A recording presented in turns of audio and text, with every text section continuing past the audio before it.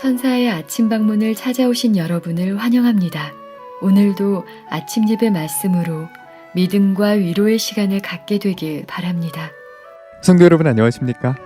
오늘도 아침 예배에 찾아오신 성도님들을 진심으로 환영합니다. 사랑이 식어지고 이기적으로 되어버린 이 세상에서 어떻게 하면 성도들의 마음과 마음이 묶여지는 사랑의 교제를 나눌 수 있을까요?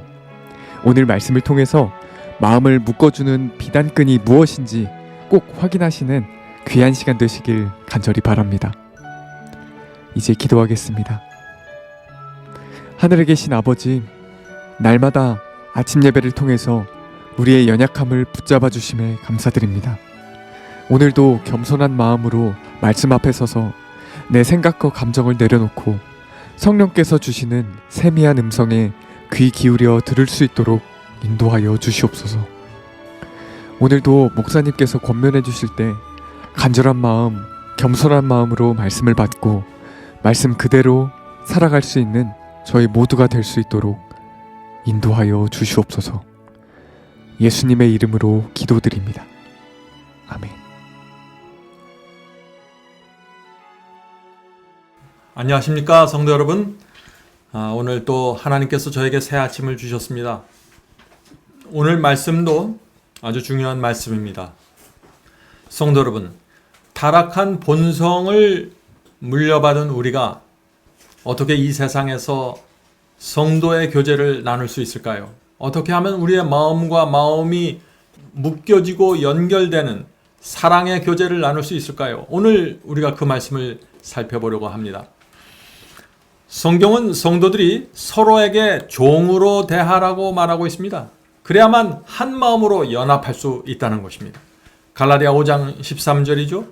사랑으로 서로 종노릇하라. 아주 짧은 말씀이지만 이 말씀 속에 정말 많은 사상이 담겨져 있는 것입니다. 성경은 우리가 서로 사랑하되 종의 정신으로 사랑하라고 말하고 있는 것입니다. 예수께서 이 땅에 오신 것도 종으로 오신 것입니다. 나는 섬김을 받으러 온 것이 아니라 섬기기 위해서 왔다고 예수께서 말씀하셨습니다. 성도 여러분, 우리가 어떻게 하면 이 정신과 마음을 배울 수 있을까요? 우리 타락한 본성으로는요, 남을 조금만 도와주면 어깨에 힘이 들어갑니다. 다른 사람에게 조금만 은혜를 베풀면 목소리까지 달라집니다. 목에 힘이 들어가게 됩니다. 어떻게 이런 모습의 사람들이 종의 정신으로 다른 사람을 섬기고 사랑할 수 있을까요?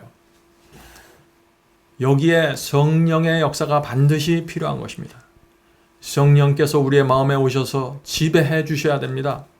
그래야 낮은 마음으로 성도들을 섬길 수 있다는 것입니다. 성령이 없으면 아무것도 안 되는 것입니다. 자, 그래서 베드로전서 4장 10절에 이런 말씀이 있는 것입니다. 베드로전서 4장 10절입니다. 하나님께서는 각자에게 특별한 다른 선물을 주심으로 하나님의 은혜를 알게 하셨습니다. 지금 쉬운 성경으로 제가 있습니다. 은혜를 알게 하셨습니다. 그러므로 하나님의 선물을 가볍게 여기지 말고 착한 종처럼 남을 돕는 일에 사용하십시오. 성도 여러분, 이 말씀이 무슨 뜻입니까? 하나님의 은혜가 정말 무엇인지 우리가 알면은 서로에게 착한 종이, 착한 노예가 된다는 것입니다. 자, 종이 된다는 것이 무슨 뜻일까요? 남을 도와주었는데 잘난 척하지 않는다는 것이죠. 종은 그럴 수가 없는 것입니다. 종은 열심히 일한 후에 내가 이만큼 너를 도와주었습니다 라고 그런 태도나 말을 할 수가 없는 것이죠. 남을 도와준 후 여전히 그 사람의 종으로 살아가는 것입니다. 그것이 종입니다. 왜 우리가 이 종의 모습으로 살아가야 할까요?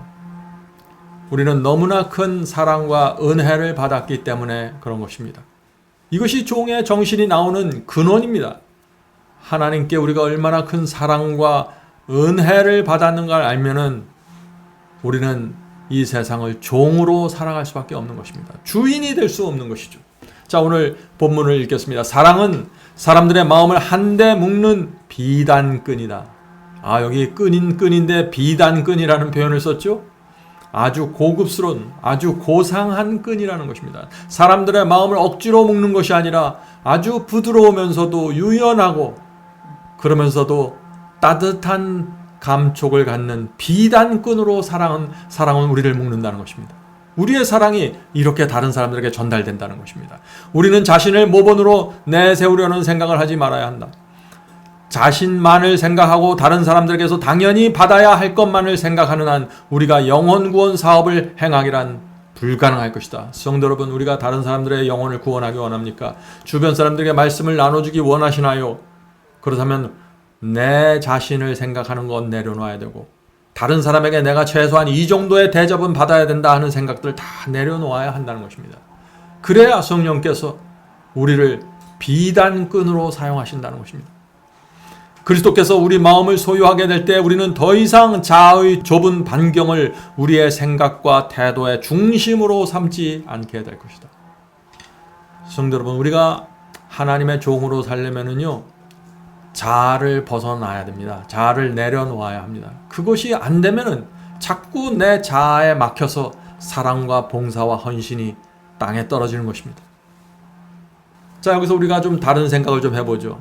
우리가 이 세상을 살다 보면은 성도의 교제가 끊어지면서 내가 다니던 교회를 떠나야 하는 상황도 생깁니다.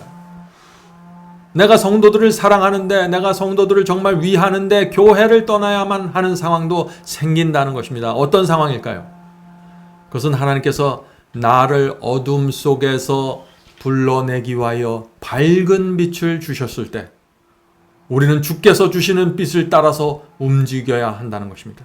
내가 사람들을 사랑하지 않아서 움직이는 것이 아니라, 내가 사람들의 관계가 무너졌기 때문에 내가 빛을 따라서 움직이는 것이 아니라, 진리가 내게 왔기 때문에 그런 결정을 하게 된다는 것입니다. 자, 그러나 우리가 교회를 떠나지 말아야 할 때가 있는 것입니다. 내가 다니는 교회에서 분명한 진리가 선포되고 있는데 만약 내가 그 교회에서 충분히 섬김받지 못한다는 그런 마음의 상처를 받았을 때, 또 내가 마땅히 받아야 될 대접을 내가 내 교회에서 성도들로부터 받지 못한다고 생각할 때, 이때는 교회를 떠나면 안 되는 것입니다. 왜냐하면 그 진리에, 그 교회 안에 진리가 분명하게 세워져 있기 때문입니다. 성도 여러분, 우리는 교회에서 종의 정신을 배우고 훈련해야 하는 것입니다. 우리가 교회를 종의 정신으로 다니지 않으면 큰 시험을 당하게 되는 것입니다. 왜냐하면 교회 안에는 알곡만 있는 것이 아니라 가라지들이 있습니다. 영적으로 높은 수준에 있는 분들만 있는 것이 아니라 영적으로 떨어져서 뒤로 조금 물러나 있는 형제들이 또 있는 것입니다. 그분들이 내게 가시가 되고 그분들이 내게 상처가 될 수도 있는 것입니다. 그것이 현실의 교회입니다. 그러므로 우리가 날마다 성령께 나가 종의 정신, 섬기는 정신을 달라고 기도해야 하는 것입니다. 우리가 배우는 이 세상 교육은요, 성공하라고 우리에게 말하고 다른 사람에게 섬김 받기 위해서 최대한의 노력을 기울여야 한다고 말하고 있습니다. 그러나 하나님의 훈련 학교에서는 그런 가르침이 나오지 않습니다. 하나님께서는 낮은 자세로 종으로 다른 사람을 섬기라고 말하시는 것입니다. 성도 여러분, 교회는 하늘에 살기 위한 훈련을 받는 곳입니다. 본문을 읽겠습니다. 예수께서는 당신의 일생 사명을 통하여 인간의 삶을 얼마나 귀하게 여기셨는가. 그분께서는 주의와 존경과 봉사를 요구하는 왕으로 백성들 가운데 서지 않고 인류를 향상시키기 위하여 봉사하기를 원하는 자로 서셨다. 그분께서는 섬김을 받으러 오신 것이 아니라 섬기러 오셨다고 말씀하셨다. 그리스도께서는 어디서 사람을 보시든지 그 사람을 인간의 동정적인 필요로 하는 자로 보셨다. 성도 여러분, 그리스도께서 우리 사람을 어떤 눈으로 보셨다고 했습니까? 동정이 필요한 자로 보셨다고 했습니다. 그래서 예수께로부터 자비가 나오신 것입니다. 성도 여러분, 우리는 형제 자매를 볼 때 용서해 주어야 할 대상으로 보는 것입니다. 내가 동정을 베풀어야 할 대상으로 보아야 하는 것입니다. 그래야만 자비가 마음에서 흘러나올 수 있게 되는 것입니다. 우리는 형제를 어떤 눈과 마음으로 바라보고 있나요? 그것이 중요한 것입니다. 그것이 잘못되어 있고 왜곡되어 있을 때 우리는 말씀과 성령으로 가서 하늘의 은혜를 달라고 기도해야 되는 것입니다. 본문을 읽겠습니다. 우리 중 많은 사람이 특별한 사람들, 우리가 존경하는 자들은 기꺼이 섬기려고 한다. 그러나 우리가 그처럼 냉담하고 그처럼 불친절하고 이기적이지 않다면 그리스도께서 우리에게 축복이 되게 하실 바로 그런 자들을 우리는 주목할 가치가 없는 것처럼 지나쳐버린다. 성도 여러분, 이 세상의 원칙이 무엇인가요? 이 세상은 존경받을 만한 사람들을 섬기라고 말합니다. 그러나 예수께서는 각 사람의 필요를 따라 동정을 베풀라고 말씀하시는 것입니다. 누가복음 1장 53절에 그래서 이런 말씀이 있는 것입니다. 필요를 따라 동정을 베푸는 말씀입니다. 줄이는 자를 좋은 것으로 배불리셨으며 부자는 빈손으로 보내셨도다. 참 여기 흥미있는 말씀이 나오죠. 예수님은 신분을 보지 않고 그 사람의 재산을 보지 않는다는 것입니다. 그 사람의 도움이 필요한 정도를 보고 도와주셨던 것입니다. 그것이 종으로 오신 그리스도의 태도입니다. 그러나 오늘 우리가 사는 이 세상은 어떻습니까? 가난한 자는 무시하고 도움이 필요 없는 부자들에게는 오히려 더 큰 선물, 더 값진 선물을 나눠주죠. 가난한 자에게는 가난한 선물을 주고 부자에게는 아주 사치스럽고 고급스러운 선물을 주는 것입니다. 결혼식장에서 가도 그렇고 잔치집에 가도 그렇고 심지어 장례식장 가도 이 원칙에 의해서 사람들이 움직이는 것입니다. 성도 여러분, 오해하지 마세요. 저는 부자를 무시하라고 드리는 말씀이 아닙니다. 우리는 그 사람의 필요를 보고 도와주어야 한다고 제가 말씀드리는 것입니다. 어떤 사람은 부자이지만 영적으로는 아주 가난할 수 있는 것입니다.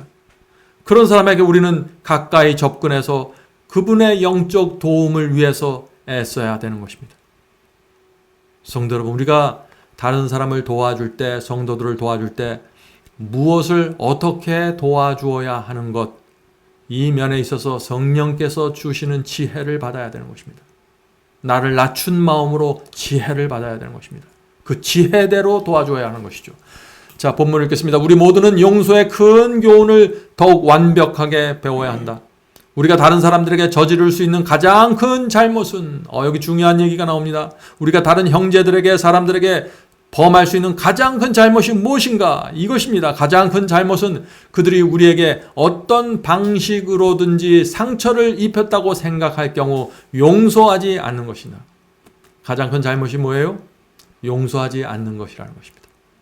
이것은 내 잘못이 아니라 저 사람의 잘못이라고 생각할 때 그때 그 사람을 용서하지 않는 것입니다. 이것이 가장 큰 잘못이라는 것이죠. 이것은 그리스도인이라고 공언하는 자에게 가장 위험한 입장이다.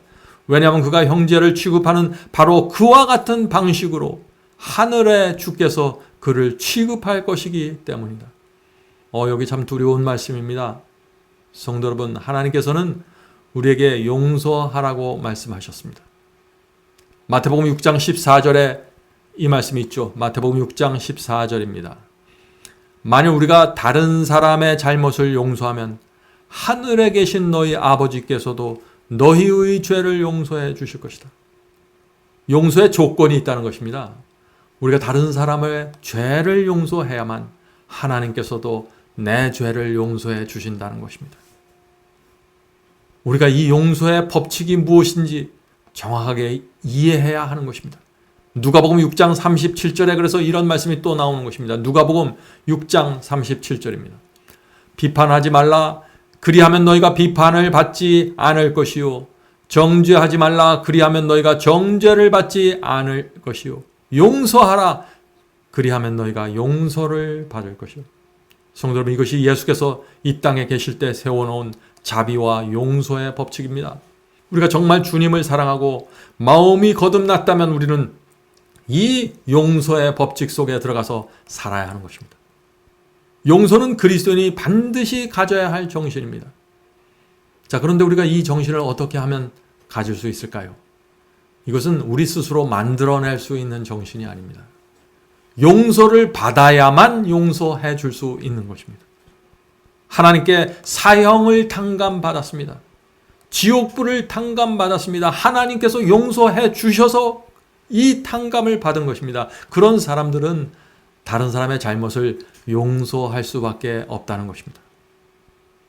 성도 여러분, 사실 이 용서는 하나님만이 할 수 있는 것입니다.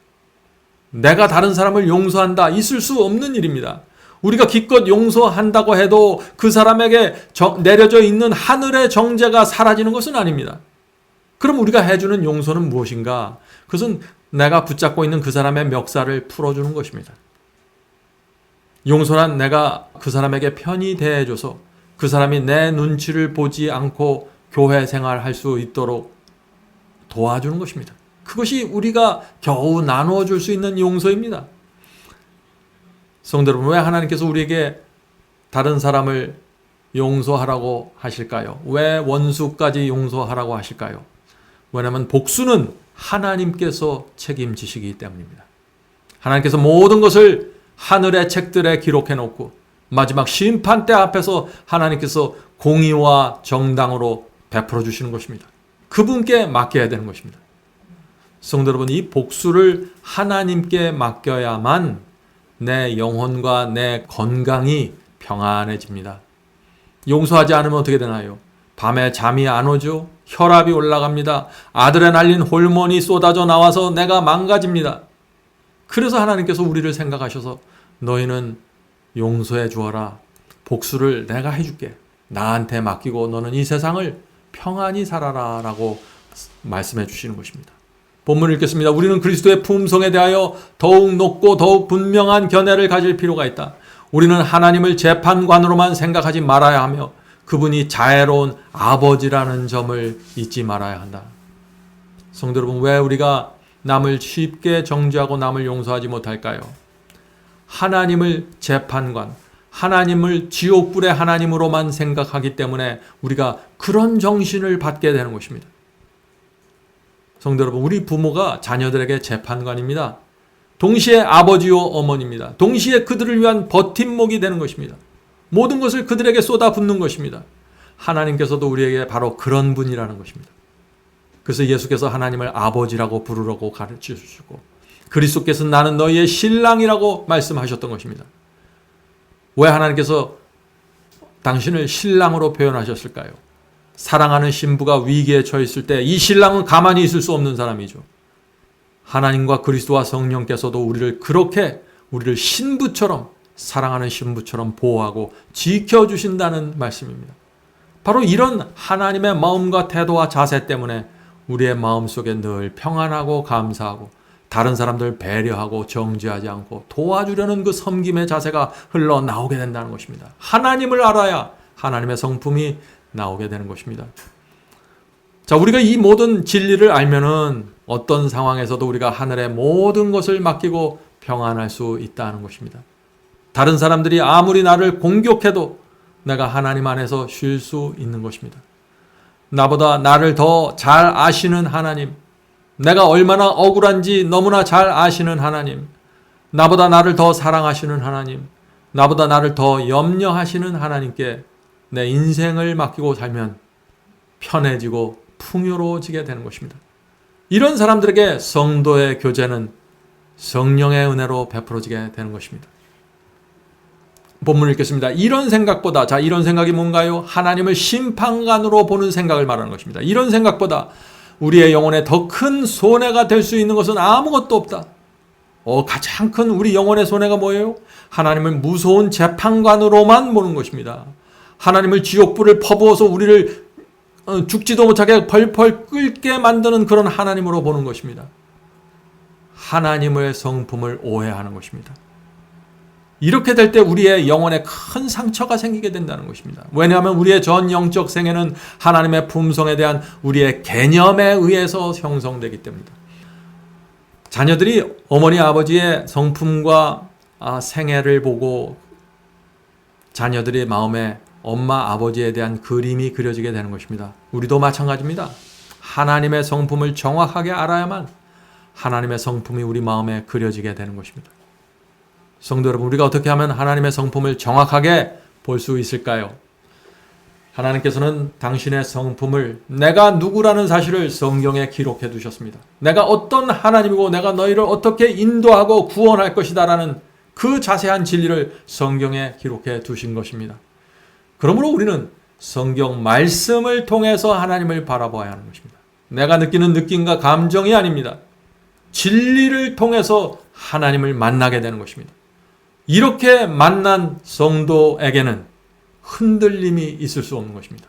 왜냐하면 하나님의 성품과 그분의 사랑과 공의를 정확하게 보면은 그분께 대한 존경과 매력에 깊이 빠질 수밖에 없는 것입니다. 자, 성도 여러분, 왜 오늘날 기독교에 잘못된 교리들과 잘못된 예언 해석과 잘못된 복음들이 이렇게 들어와 있을까요? 사탄은 무엇을 노리는 것일까요? 하나님의 성품을 왜곡시키기 원하는 것입니다. 오해하게 만드는 것입니다. 그래서 성도 여러분, 지금 하나님께서는 억울하신 것입니다. 왜냐하면 하나님을 믿는다고 말하는 사람들이 하나님의 말씀 성경을 오해해서 하나님의 성품을 오해하고 어둠 속에서 살아가고 있기 때문입니다. 계속해서 읽겠습니다. 에베소 5장 1절 2절입니다. 우리는 하나님을 본받는 자가 되고 그리스도께서 너희를 사랑하시는 것과 같이 너희도 사랑 가운데서 행하라. 성도 여러분, 하나님께서 우리에게 기대하는 표준을 결코 낮추지 마십시오. 성령께서 우리 마음을 지배해야만 도달할 수 있는 가능한 표준이 하나님을 본받는 것입니다. 예수께서 우리를 사랑하신 것처럼 우리도 사랑하라. 이 표준은 인간의 본성 속에서 나올 수 있는 사랑이 아닙니다. 하늘에서 사랑을 퍼부은 바 되어야 되는 것입니다. 그는 우리를 위하여 자신을 버리사 향기로운 제물과 생축으로 하나님께 드리셨느니라. 여기 놀라운 말씀이 나오죠. 에베소 5장 1절 2절에 나오는 이 말씀은 정말 놀라운 말씀입니다. 이것이 우리가 도달하도록 요구되는 사랑의 높이이다. 그리고 이 사랑의 직물은 이기심으로 오염되어 있지 않다. 성도 여러분, 오늘 우리가 놀라운 말씀을 살펴보았습니다. 그리스도께서 우리를 사랑하기 때문에 화목제물이 되셨다는 것입니다. 화목제물이 되었다는 것이 무엇인가요? 하나님의 아들이 짐승이 되었다는 것입니다. 짐승의 피가 되었다는 것입니다. 그래서 구약시대 성소를 주시면서 죄를 범할 때마다 양의 목에 줄을 끌어매고 성소로 끌고 가 죽이라고 하신 것입니다. 피를 흘리라고 말씀하신 것입니다. 그것이 하나님께서 우리의 죄를 용서하기 위하여 우리에게 주신 그리스도의 참담한 모습입니다. 우리가 죄를 범할 때마다 그래서 주님의 목에 줄을 매고 하늘 성소로 가게 되는 것입니다. 그리고 그분의 피로 사함을 받게 되는 것입니다. 그래서 이 용서받은 죄인의 마음속에 감사와 사랑과 은혜가 넘치게 돼서 사랑의 종, 은혜의 종으로 살게 되는 것입니다. 그래서 우리 형제의 잘못을 용서하게 되는 것입니다. 성도 여러분, 다른 사람의 죄를 용서하려면 어떤 때는 말로 하면 됩니다. 그러나 어떤 때는 내가 죽고 내가 피를 흘려야만 다른 사람을 용서할 수 있습니다. 그래서 힘든 것입니다. 십자가에 내 육체에서 올라오는 미움과 증오와 그 정신을 못 박아야만 용서가 가능할 때가 있는 것입니다. 그래서 성령께서 내 속에서 역사해 달라고 우리가 간절히 매달려야 하는 것입니다. 나는 저 사람보다 더 엄청난 죄를 하나님께 용서받았다는 사실을 잊지 마십시오. 끊임없이 기억해야 합니다. 내가 용서해 줄 그 사람보다 내가 더 훨씬 더 큰 죄를 내 인생 가운데 범했다는 사실을 기억해야 하는 것입니다. 성도 여러분, 그런 사람들은 하늘의 정신을 갖고 이 세상을 살아가게 될 것입니다. 자, 이제 기도하고 마치겠습니다. 하늘에 계신 아버지, 용서하지 못하는 정신을 내려놓게 하여 주시옵소서.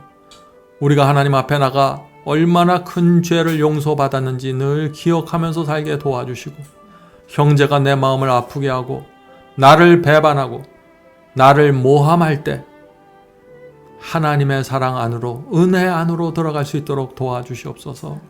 하늘에 계신 아버지, 우리가 이 세상에 미움과 원수와 증오로 살아갈 시간이 없습니다. 이 짧은 저희의 인생 시간 동안 하나님의 사랑과 은혜를 베푸는데도 시간이 부족하다는 사실을 이해할 수 있도록 도와주시옵소서.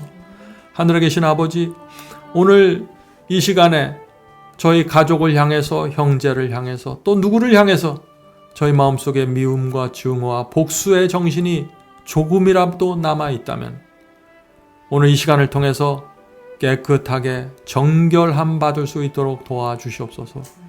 그것이 나를 사랑하시는 하나님의 은혜라는 사실을 기억해 주시옵소서. 주여, 오늘 이 자리에 모여서 기도하는 형제들에게 함께하여 주셔서 정말 하나님의 사랑으로 산다는 것이 무엇인지, 그것이 얼마나 기쁘고 감사하고 풍요로운 것인지 가르쳐 주시옵소서.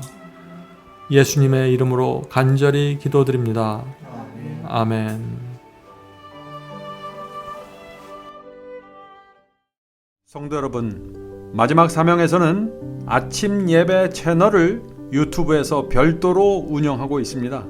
아침 예배 채널에서는 매일 새벽 4시에 예배 영상이 올려지고 있으며 특별히 아침 9시에 예배가 진행됩니다. 아침 9시 예배가 아침 예배 채널의 독특한 특징입니다. 원하시는 분들은 유튜브에서 아침 예배 채널을 별도로 구독 신청하여 주시면 저희와 함께 아침마다 예배 드릴 수 있습니다. 매일 아침마다 하나님의 말씀으로 저희 모두가 주 앞에 나와 예배 드리는 신앙으로 함께 나가게 되길 간절히 바랍니다. 감사합니다.